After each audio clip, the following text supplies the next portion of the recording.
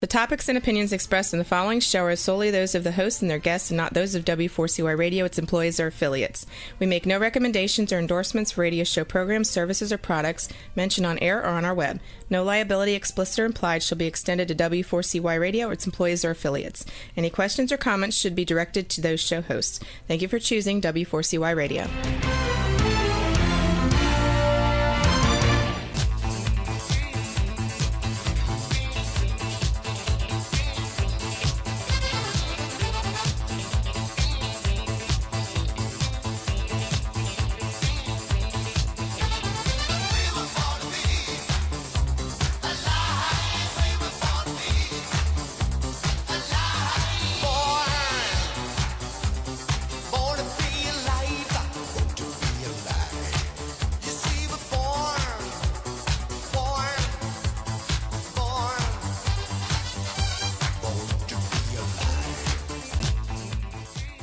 And yes, born to be alive. Yes, we are. You're listening to Until Now with Rosie Pekar on W4CY Radio. And if you'd like to join the live chat, go ahead straight across to www.w4cy.com and ask your questions. Today, I'm going to be talking about such a topical topic, which is change. Most people absolutely detest it, hate it. They like to stick with what they know and what they're used to. And as I say, refuse to expand their comfort zone. However, that resistance is what creates the greatest level of pain. And I know I'm speaking from Australia. If you haven't picked up the Australian accent already, those that are used to me will know I speak quickly. So you've got to keep up to speed. Within the US, I have seen, a lot of devastation with the tornadoes that has occurred very recently, which is obviously a catastrophic change that people aren't well equipped to deal with. And in those situations, especially my background, I've had 8 years as a police officer, another 8 years as an investigator, and I've worked a lot with emergency services and disasters.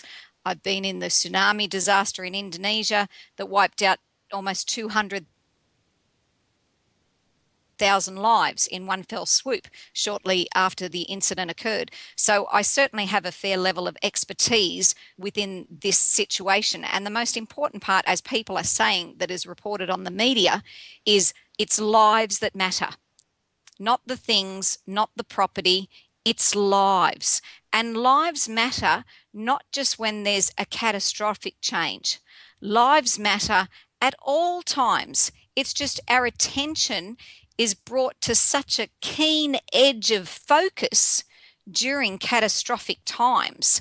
Whereas change, obviously, these unexpected forces of nature that challenge us is something that we may not plan too much ahead for. However, I'm going to bring it back to just everyday life and everyday situations, because last year I know I spoke on one episode of recently losing a friend of mine, one amongst many, many friends who died at the age of 58 from a heart attack. Now, the first sign of a heart attack in 30% of cases is sudden death. It's too late to make a change that works for you, for your life, for the better, with that sort of indicator. So there are many indicators along the way much, much earlier. And most people that I come across are living with a high level of stress, and they've just gotten used to it. They think that's actually what is considered normal, when it's actually far from normal. There's an old story about how do you boil a frog. And the frog, you simply put him in a pot of boiling water and you turn the heat up just a little bit and a little bit more and a little bit more. And the frog sits there and he thinks, yeah, this is nice. This is quite comfy. This is like my own private spa. I can enjoy this. And we increase the heat just a little bit more. And he's like, okay, yep, no, that's a bit hotter than I probably prefer, but this is fine. I can handle this. We increase it a little bit more. The frog's like, oh, this is getting pretty warm now. But gee, I've been in here for so long, I sort of don't have the energy that I had before. So we turn the heat all the way up. By the time that we do that, the frog has gotten so used to his conditions, his environment, that has thoroughly drained him of all his energy, that he has absolutely nothing left to get out of that pot. And so he is boiled to death. Many people, I use that as an analogy because that's how many people live their lives. They get used to discomfort. They get used to a level of stress. They let it continue on. They let it accentuate within their lives, increase within their lives, bit by bit by bit, and they make excuses and allowances to have it in there. We say, oh, that's just the way people are. Oh, that's just the way things are. Oh, that's just the way the job is. Oh, that's just, and we allow it. If the frog had been put into that pot and it was turned on boiling hot right at the start, he would have leapt out of there in 2 seconds flat. He wouldn't have stuck around in those situations. So for ourselves, it's becoming aware within ourselves that we have an emotional indicator, a scale that lets us know what's happening in our life that's not good for us. So I've been asked the questions, what should we look for and how do we stop making the excuses? Well, we've got a thing called feelings. Everyone's born with it, and you can fine tune these feelings so that you can become aware your own levels of stress. There are certain feelings that feel good, other feelings feel lousy. It's not rocket science here. This is really easy. Now, those feelings don't mean we're stuck in a situation that we have to put up with what is. It's simply those feelings are only an indicator to let us know that we're heading towards that boiling point where we can't stand it anymore, where it could be costly to ourselves, those habits that we habitually are doing day after day that are accumulating and building up and not leading us to the results we want. I remember watching a TV show, it might have been actually on Dr. Phil, and there was a lady that they were speaking to, and this lady stood up and she said, yes, I woke up one day and discovered I was 500 pounds. Now, my jaw hit the floor. I was like, what happened to the day before? What happened to the week before? What happened to 6 months before? Hello, we do not wake up one day and realize we're 500 pounds. However, the difference was we wake up one day to realize this is a problem that is not going away. This is a problem in our life that is accumulating and getting to the point that we know it's of no return. I do a lot of presentations around the globe, and I was recently just within Australia in Melbourne doing a presentation to some prison staff, and because they've got some upcoming changes within the workplace coming up where the way that they're used to working is now being altered and they're under some really strict controls. And there's people that have been in the system, 30, 40 years, you may work with some yourself in your own career or industry, who are used to the way things have always been. And we don't want to mess with that. We don't want to change that because that is uncomfortable to the individual. That's how their mind works. Whereas there are new people coming in that see this is no longer effective. This is no longer efficient. This is really hard. This is really slow. It's like if we tried to stop the world of Wi-Fi and computers today, it wouldn't happen. It's made it really easy for communication all around the world. So the same within the system. So a lot of the old dogs are really resistant and resilient to the point that they are resigning. And there's a statement which is stay green and grow, because if you're ripe, you rot. If you think you've learnt all there is to learn by being here, there is no purpose in you being here anymore. There is always something new happening. Every single day, you are not the same you as you were yesterday. Physically, every single part of you has changed, has altered. There are new cells. Old cells have died off, new ones have created. You've learned something that you didn't know the day before. You've seen something that you haven't seen before. You've heard something that you haven't heard before. That you are continually expanding. Most of us just don't have our awareness on that. So in order to accept change and allow it to work for us and be good for us is first off becoming aware of that emotional indicator. So if that indicator is that you really feel lousy, you really feel angry, you really feel frustrated, that's an indicator that the thoughts that you keep thinking, and it's not outside of you, it's inside of you. It's those thoughts that you have in your head. And on an average model, an average human being has about 60,000 per day. So it's those thoughts you're thinking that create your habits. And a habit is formed by thinking those same thoughts, roughly, they say 2,200 times, which equates to about 3 weeks of concentrated effort. I know we think more thoughts than that. However, most of our thoughts are taken up by whatever passes us in the moment, whatever we observe, whatever grabs our attention. But it's the moments of reflection, those moments that we're creating from many varied states, but I don't want to go on that tangent right now. So understanding that becoming aware of that emotional indicator that you don't feel good, it's the thoughts in your head that you are repeating that feel lousy. Like, I can't stand this. I hate this boss. If I have to be there another day, I'm going to be really sick. Or it's my partner. My partner doesn't recognize, he doesn't appreciate all that I do. How can he possibly do that? It's as we become aware, take it away from external, from anything happening outside of yourself. And people will say, Rosie, how do I take it away when I've got a gun pointed in my face? It's like, well, I've had that one too, you know. Again, that's in the moment. Everything about life, and as I've been asked, should we live in the moment? Yes, your point of power is in the now, but your point of power, most importantly, is in your choice of focus in the now. So, for example, you can be bankrupt and feel absolutely lousy, or you can be bankrupt and feel optimistic that you have earned this money before, you have made a means by which to create it, so you can create all over again. You can be appreciative that you have all your faculties about you, that you can go about restarting. No one wants to restart. Events happen outside of our control. That's our physical journey. That's what's happening to us in our life. It's whether your house is destroyed by fire, flood, whether it's been taken away because you defaulted on the mortgage, whether you don't even have a house.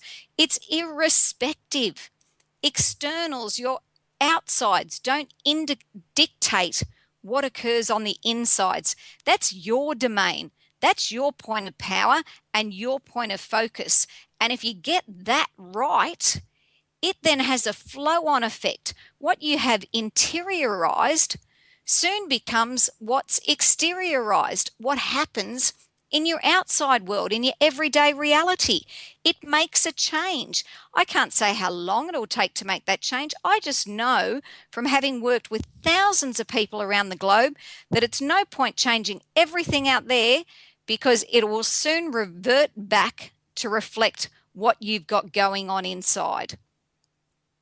So we're all motivated by how we feel. And the number one motivator for most people in order to make a change when they otherwise don't want to do is good old fear. We learn this at an early age when we're at school. Most get studying for their exams, cramming the night before for fear of failure. So right now, if you were to imagine the letter U, just like, start at a high point, drop down, do a bit of a bucket shape, and come back up the other side. And at the top of that U, you put a happy, smiling face of you.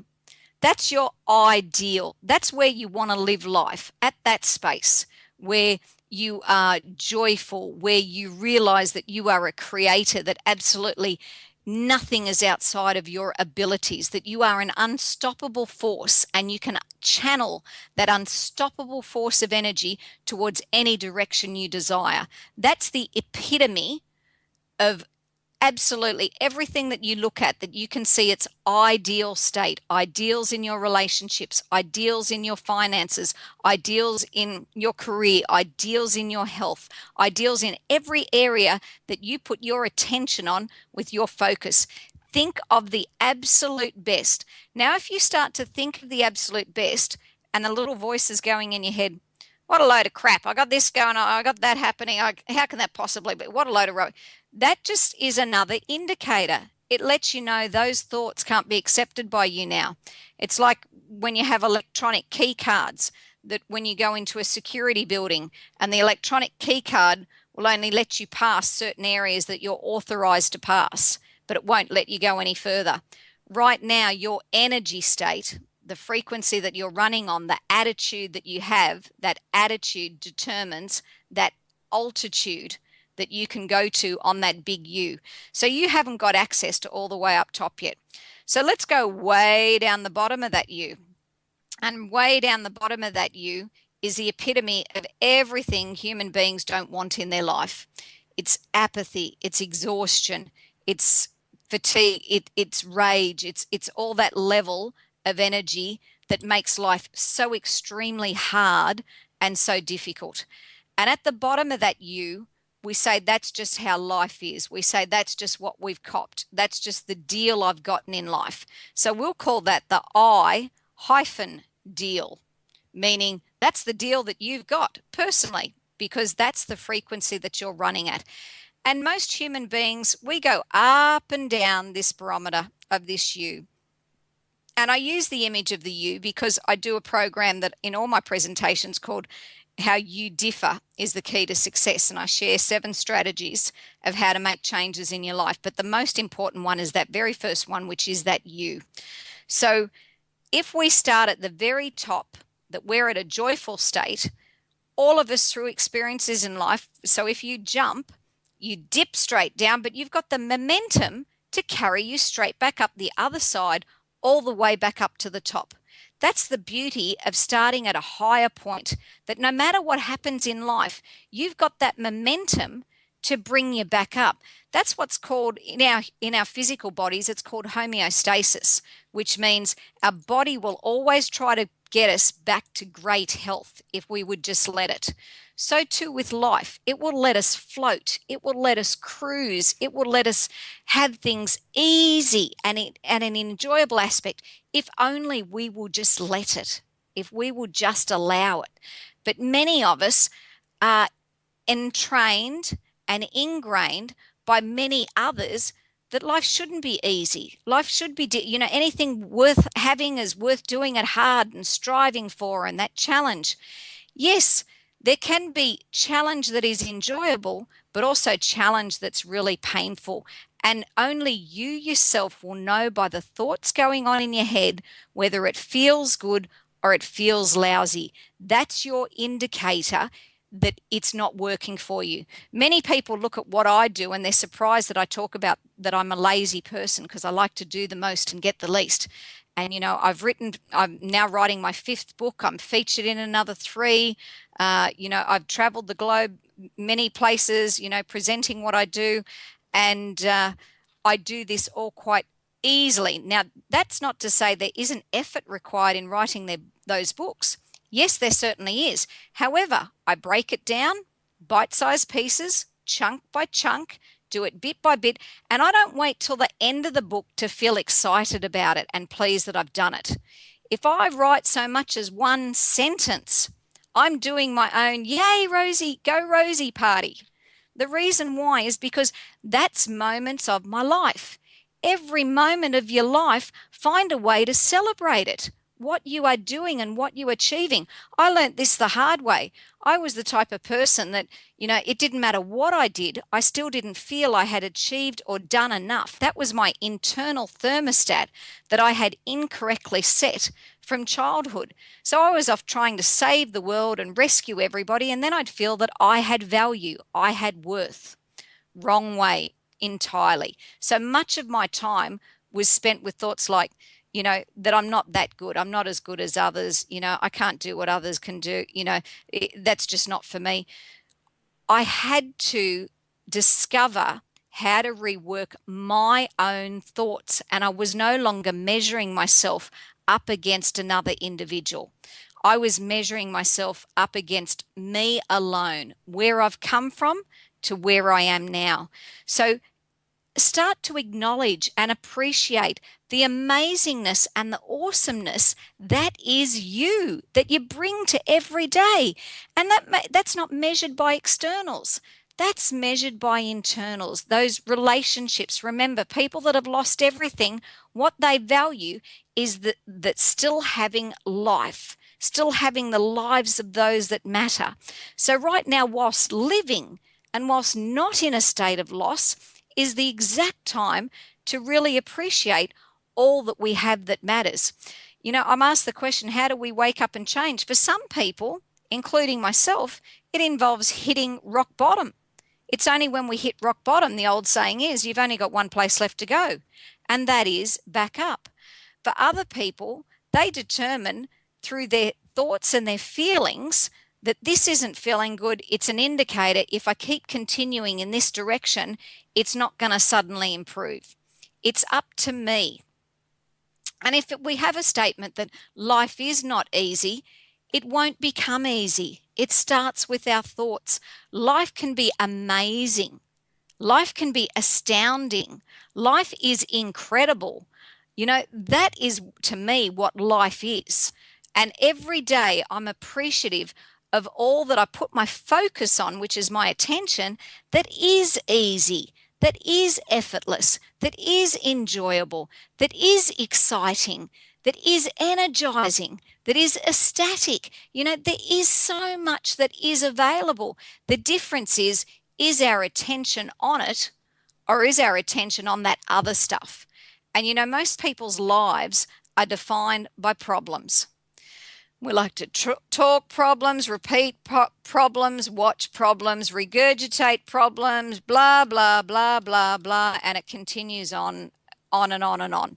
So there has to be a break applied onto those problems and go, okay, I can flip the switch. For example, as I used earlier, that man can be bankrupt and feel powerless, or he can be bankrupt and start to feel powerful of what he can do to change in the circumstances. There are so many stories of different individuals who had exactly the same upbringing and environment, yet went in life totally opposing directions. And it's amazing what we can do when we get our minds and our hearts on board. And as the question is, so it's how you look at things and respond. Well, reaction is one part of how we deal with life. The other part is inspired action. Reaction is what we do when we haven't got time to do anything else. It's what you've got to do in the moment, because these, some people say, I try to take one day at a time, but several attack me at once. And there are many people go through living their lives just that way. However, if you utilize 5 to 10 minutes before you go to sleep and put your attention and your focus on what you appreciate, what you found enjoyable from the day, what interests you and pleased you from the day. And it might be something for those in extreme situations, the fact that they could still breathe for the day, that they could breathe independently. They're not attached to a machine. It could be the fact that, they're still able to pull their own pants up and go to the toilet independently. It might be small stuff. For others, it might be bigger stuff, that appreciation. I'm not here to tell you what your thoughts are. What I am here to say is make those thoughts work for you. Don't let it be that incessant pull that frog was sitting in that overcome him. So for those that are tuning in, you're listening to W4CY Radio, to Rosie Pekar on Until Now. And if you want to join the live chat, go ahead to www.w4cy.com and ask your questions. We are dealing with change, whether that change is chosen or it's something that is a crisis or a catastrophe, as often occurs in people's lives. Now, myself at the moment, okay, the question, how do we make our thoughts work for us and not against us? We're going to make our thoughts our friends. We're going to make ourselves our own best friend, our own best buddy.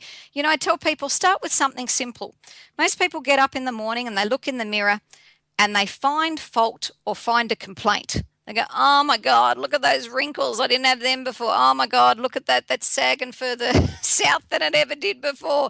Oh my God, look at how much extra is piled on in, whatever area. Or we find faults and complaints. However, we can get up and we can look in the mirror and we can say, good morning, gorgeous. How you doing? Good looking? Aren't you just fabulous? You are sensational. I absolutely love you. And I challenge my listeners today to do that for a minimum commitment of 3 weeks. And if you've got someone there that's going to laugh and take the mickey out of you, look in the mirror and say it silently. However, when we do it vocally, it has a resonance through our body and it connects with our heart, because what we are speaking is actually truth. And when we speak truth, our body loves it. Every cell in our being vibrates with exhilaration that, yay, She's finally seeing who we are, not the veil of who we're not through the crud of human education and training of that, oh my God, you're not a supermodel. Oh my God, you're not this. Or, the fact I heard one woman went and had surgery just so she could make a better selfie. Now, to me, that is a brain that is rewired so faultily that that's just the start of her problems that she's heading on towards in life. What other people think of you is absolutely none of your business. But what's happening in the moment, your point of power, which is now, and your point of power, which is in your focus right now, is the opportunity where you get to create. And it's like choosing a pathway. I'm going to go this pathway where I feel good. I'm inviting into my life more things that feel good. I'm allowing even better than I've ever imagined before. This is our ideals. We want to raise that you that I described, which is an emotional barometer, up the top. You are your happiest, most fulfilled, wonderful, excited, enthused, engaged self. Way down the bottom of the you are your most tired, dejected, given up, hopeless self that you've ever imagined. So between that top and the bottom, there's a whole range. So if I start at the bottom and work my way up, if you're in apathy, you might get to rage as next. People would prefer you be in apathy because you're easier to handle. However, being rageful and angry is a better state than when you were absolutely doing nothing and had given up on life entirely. There's a part of you that's fighting for yourself and for life. Above rage might be, for example, anger, that you're still annoyed, but it's not at that red hot stage that you're so volatile and so dangerous. Then above anger might be, frustration, that you're caught up in stuff that, you don't like, but, it's not that you've reached a point that it's tipping over into absolutely everything else. Above frustration might be annoyance. We get a bit peeved at things that are happening in our lives and occurrences. Above annoyance might be boredom. That things are pretty good, but I'm looking for something to be a bit more stimulating that's happening. And it's funny that the flip side of boredom is actually contentment, that we're actually content with our lot in life. All of these are just emotional indicators. Now, obviously, there's many more emotional states than the few that I've described. And again, all as an individual in your own thoughts to become aware of is, does this new thought feel a little bit better than the thought before? Does it give me a little bit of relief? It may not feel good yet, but does it give me a little bit relief? For example, I'm moving house in the next 4 weeks, and it's come upon me unexpectedly, hadn't been planned for. And as I'm packing and moving, some of my friends have said, oh my God, if that happened to me, I would just be so stressed out. And I said to her the same answer. I can choose to be stressed out, but how does that help me in moving? That just creates more conditions within my physical body, because every single thought releases a chemical known as a neuropeptide. And every single one of those neuropeptides sends messages throughout my body to create states of dis-ease or discomfort, stress. Or I can accept this is what's occurring externally. So now simply start my process. And I always hold that, life, as one door closes, another two open. And sometimes life has moved me against my will. I'm the type, you have the visual image of someone hanging on for dear life with their fingernails as their legs are being dragged in another direction. I'm quite sure that's how the universe works with me oftentimes. I'd love to say I'm a fast learner. However, at over 50 now, I've got more than enough experiences tucked under my belt. I'm not as fast as I would like to think that I am. And I am like everyone else. I get resistant. I get complacent. I love where I live. I love everything about it, enjoy and appreciate everything about it. So now that is what I am focusing on. I'm not focusing on, oh, I've lost this. I'm focusing my appreciation that I've had this for absolutely years. And I've had the convenience, the ease, the comfort, all of it for years. And I was actually moved here originally against my will. So again, I know that even though it may not have been what I chose intentionally, there's a part of me that is always working for what's better for me. I'm just unaware of it on the outside. So my power is in the now, and my power is my point of focus. And there are those of us that think other people are busy reacting in their lives. They just go from one drama to another drama to another drama, and you will know these people. And there's also what I call backdrop people. They're people that come into your life that you don't really know, but they want to introduce a problem. They want to yell, they want to scream, they want to attack, they want to do whatever they do because this is their stuff coming on. It's like stepping on a lemon. When you step on a lemon, lemon juice comes out. If you step on an orange, no matter how hard you squash that orange, lemon juice is never going to come out. So bitterness exists inside a person, not outside from events. It's what we accumulate over periods of time. But the challenge when you start a new program or a new thought program or invest in your mental well-being, there'll be these backdrop people that come along that want to challenge you because they don't want you to change. They want you exactly where you're at, the same level as them. Because if you change your frequency and you bump up a little bit higher, you've now got more momentum than you ever had before. So, for example, in that U shape, if you're now at boredom or at frustration, you've actually got some momentum going from when you jumped that U to flip up the other side. Way more than you had at apathy or at rage. By the time you get up to contentment and continue higher to optimism and to ease and enjoyment and all the way up to joy, you've now got a ton of momentum behind you because we all keep doing the dip. The difference is we don't stay stuck. We know that like days of our lives, every day is different. Things change. And yes, there are people who hold you down on purpose, exactly as one person has written. The reason why is because they've identified with you as you are. They know how to manage you and handle you as you are. And this occurs specifically in relationships. Women might decide to, lose some weight or go on a health trek. And hubby's used to being how he is. He doesn't want anything changed. He's not interested. And then he's worried that, you might get more admirers and he hasn't got the hold on you. People expand their social networks. And it's like, well, they're not included. They've got the opportunity and the free will to do exactly as you do. We didn't come here to live another person's life. So the problem with being on the leading edge is that the rest of the world hasn't yet caught up with you. Do not let them make you think that you're wrong. That's the challenge.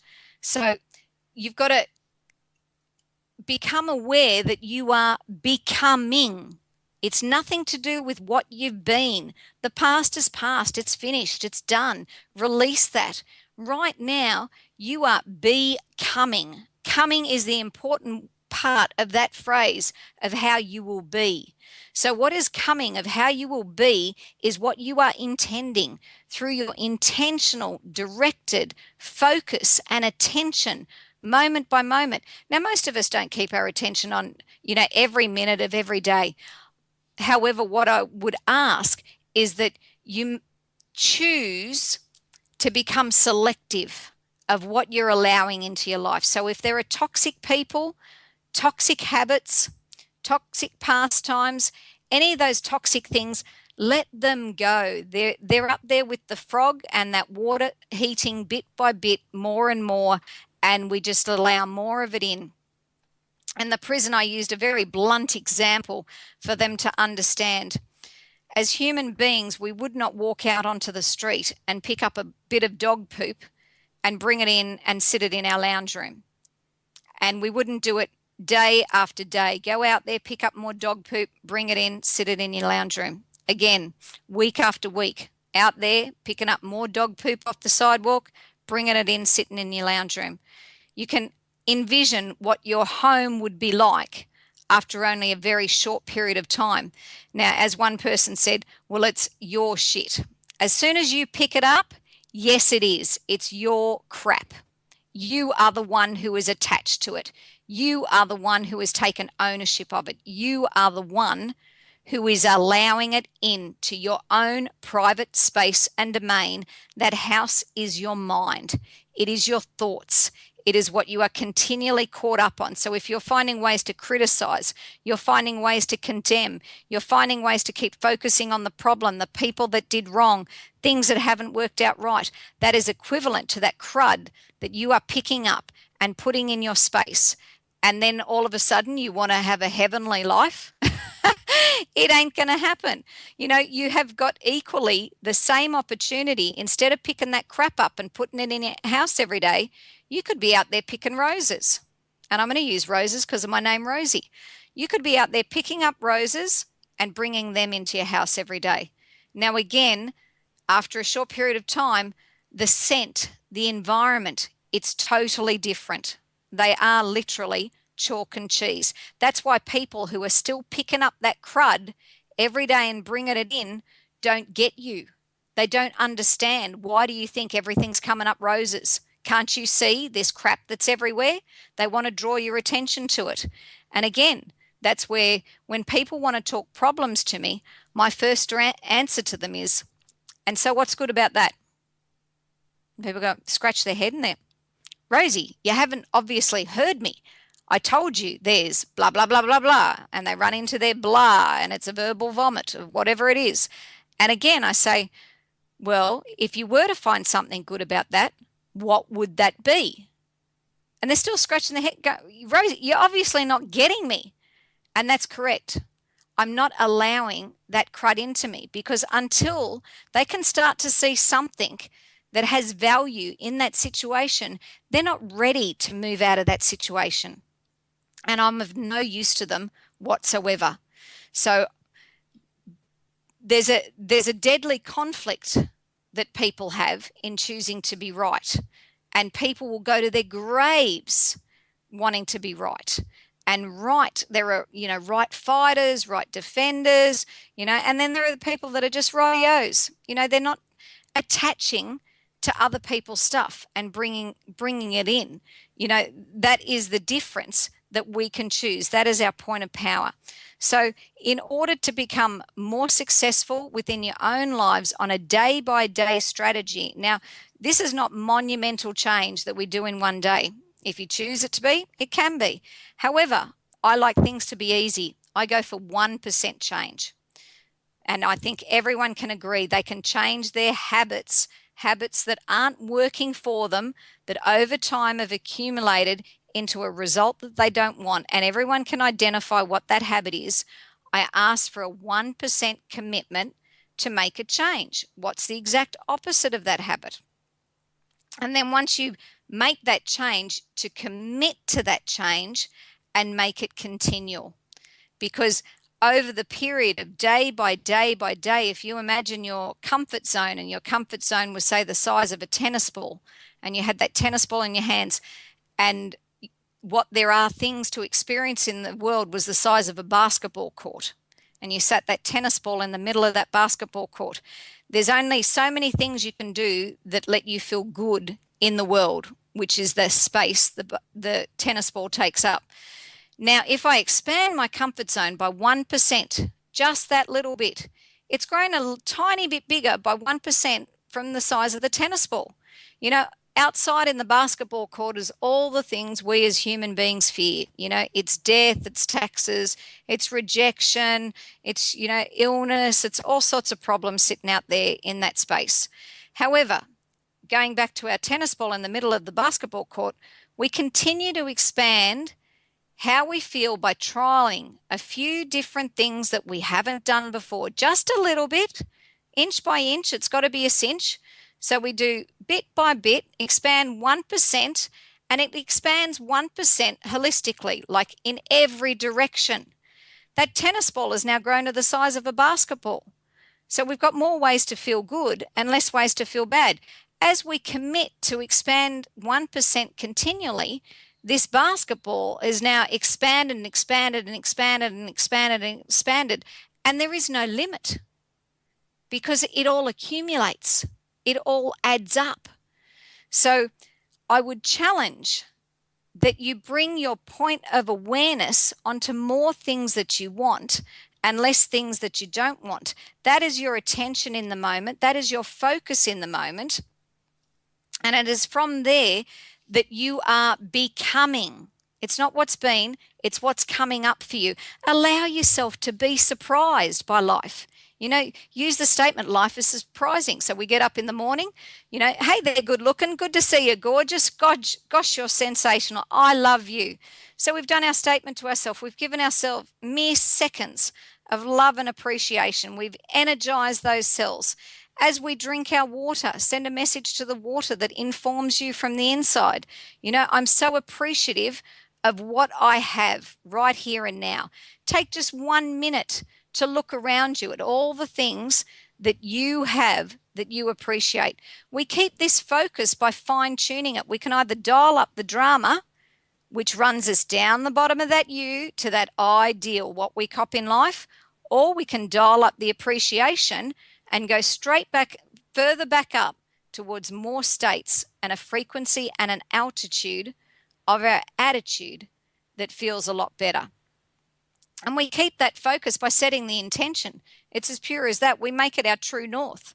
Our intention is what we pay attention to.